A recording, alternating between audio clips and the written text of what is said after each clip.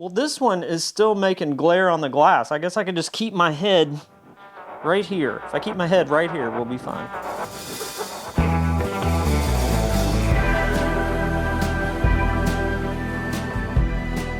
Hello world, my name is Matt Spa, and I'm a photographer and video producer in Atlanta, Georgia.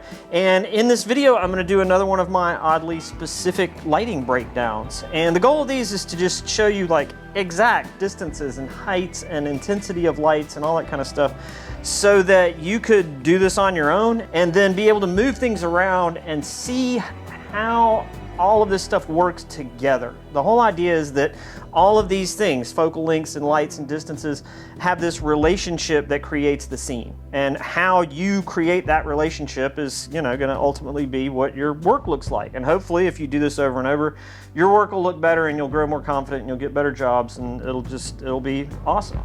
In this one, I'm going to use flags and scrims, which I don't think I've used in any of the previous ones. And part of the reason is my friends at Manfrotto sent me this awesome Rapid Flag kit.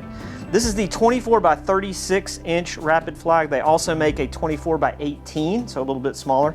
And in this tiny little box, you get 2 collapsible frames, a piece of artificial silk, 2 different scrims, a 1X and a 2X, and then a piece of negative fill, so just blackout material.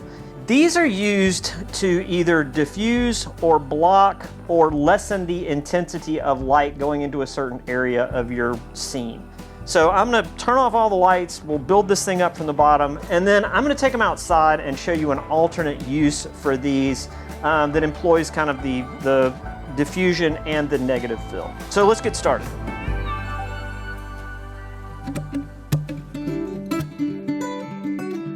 First, I will turn off all the lights in this scene and we'll build them up one by one. I'll start with the key light. The key light is a 60 watt fixture.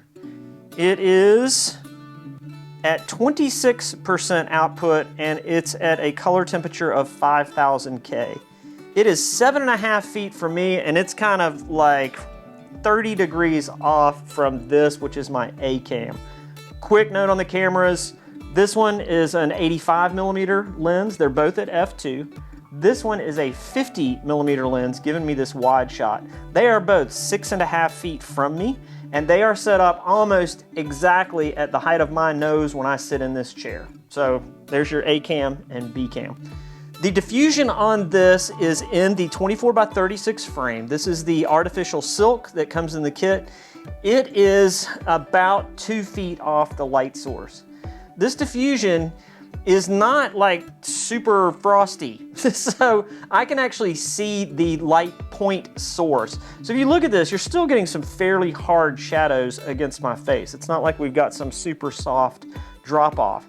The only other thing that's illuminating me is a 40-inch reflector that's on this side. And if I turn that out of the way, you have that. As I bring it in, you get that. So that's not a lot. There's not a lot happening from the key, but we're also getting some fill bounced off of this from the second light, which I'll bring on now, which is kind of my ambient light. This is another 60 watt fixture.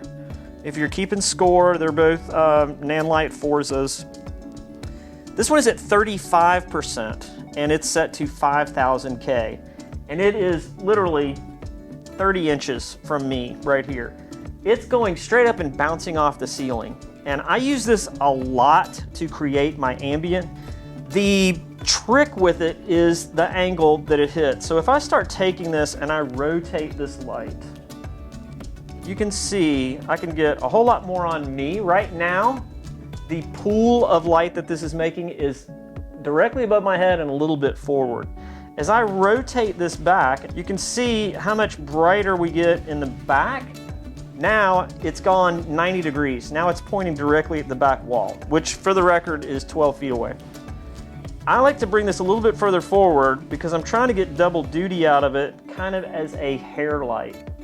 So at this point, it's splitting the difference almost perfectly. So if this was 0 and it's right there and I had it pointing straight up, and pointing straight back is 90 degrees. It's literally at 45 and it's just barely angled backwards. So that's giving me my ambient, but it's also giving me some fill. Watch what happens when I turn that light off to this side of my face. You can see we lose a lot. And that stuff, it's bouncing off the walls over here. My walls are a neutral gray, so it's creating a lot of fill. Moving on to our practical. That is my little Pavo bulb, 10C. It is at 3000K and it's at 20% output. That's giving me enough to light up that area over there, but not be brighter than the bright side of my face, which, if you have noticed, is the far side from the camera. So we are shooting into the shadow side of my face. This is the bright side. The light, key light is coming from over here. The practical is over there. Everything kind of makes sense with that flow, I hope, because that's what it's supposed to do. The last two lights in this scene are little Pavo tubes. Both of the Pavo tubes are at 1% output, 3500K. So we're getting way warm with the practical, medium warm with the little spots back there, the little filler lights, and then kind of neutral, barely warm with the fill and the key light. The last thing in this scene that's helping to create this look is the 2X scrim. It's net material. It's a real fine net material. There's one that's single thick and double thick. And what they do is reduce the amount of light that's able to pass through and hit certain parts of your scene. You just strategically place these, so they do that. In this scene, I was getting a little bit more light than I wanted on the big white flower pot that's back there and this light colored rug that's coming up. So my key light is still coming towards me, but there is this 2X screen that's kind of off to the side of that that's reducing the amount of light that's hitting back there. And this brings up the blessing and the curse of working this way. In my mind, this method of lighting, flags and scrims and things that are separated from the light source, work better for video work, particularly if you have people that are moving around in a scene.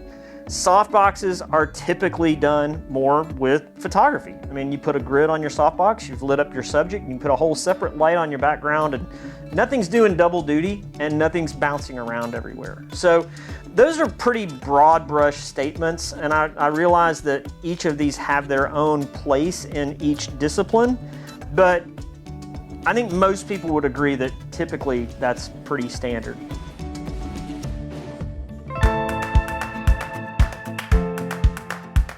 What I've done now is create more of what's called a booklight. So I've taken my main key light source there, the 60-watt fixture. I've rotated it around and it's bouncing off a silver reflector that's then coming through the diffusion frame. And obviously I'm getting more of a wrap of light. I'm getting much softer light because I no longer have that hard source that's penetrating through there. But a couple other things have happened. I'm getting more spill because now I've got more light bouncing around the room. My ambient light amount has gone up. I've got this huge glare on the frame back there that my head is not quite big enough to obscure, but for the sake of discussion, we're good. I've had to do a couple things too. I've had to up the intensity of that light source to 100%. So we were at 28%, I think, before. So you lose a lot of light. It's bouncing around the room, but it's also coming off the reflector and then coming back through here. So it's traveling a longer distance to get to me. So my light is 3 times the intensity it was, and I've reduced the distance between me and the diffusion and the light by about 2.5 feet. So probably about 30% closer to get everything the same. One thing that did do was this light down here was a little bit too intense, and it still is. The light that's coming off this chair is a bit hot for my tastes. So I moved the 2X scrim over. It's probably gonna be in the frame now, but that's what it looks like without that scrim in place. Just look at the light right here. And then when you bring that in, it softens that light a little bit so that doesn't become distracting. It's still a little bit distracting, but you get the idea.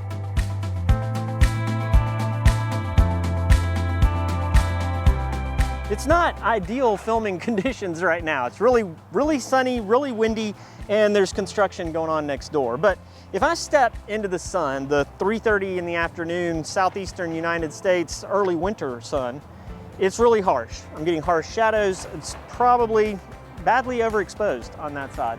But I've also got a building over here that's throwing back a bunch of fill light on this side. So it's flattening out the shot. It's terrible. It's just terrible. If I step forward, I'm now basking in the beauty of the 24 by 36 inch artificial silk. So it's softening all of that light that's coming in from the sun. And on the other side, I've got the blackout material. So this is blocking the light that was being reflected and also helping to deepen the shadows on this side. Again, not ideal, but I hope it at least illustrates the effectiveness of just these two pieces in the kit to get a really nice looking, usable shot outdoors on a bad day.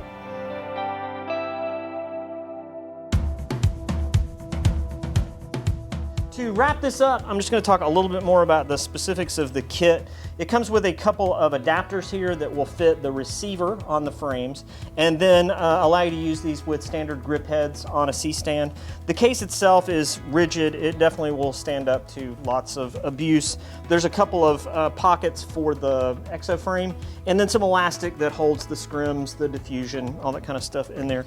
It's really well made and it's really small. I mean, these are 36 by 24 inch frames, and this is fitting in what, like an 18 by 10 inch case. It's probably smaller than that. Anyway, it's nice. I'm gonna pull this one over, and now I'm gonna have way too much light on my knees. See, you can see what it does. Anyway, there's 4 clips across the bottom of each panel that goes within these. That just comes off. This slides out. This frame is under tension. There's no shortage of warnings in there so that you don't put your eye out or something. And then the frame itself just has a central receiver that will fit a standard light stand, and then of course you can use the adapter if you want to put this on a grip head. And all of these pieces just come out like so and go back into the case. I mean, it's elegant. And if you've watched my channel for any amount of time, you know that I use that word a lot, and it makes me happy when things are elegant. So I hope this has been helpful. I hope that the lighting breakdown was specific enough, probably not as detailed as some others that I've done. But I hope too that the overview of just scrims, flags in general, and the Rapid Flag kit in particular makes sense, and that it's something that if you feel like this would help your lighting setup, you would buy it and love it and thank me later. And that's going to do it for this one. I thank you so much for watching.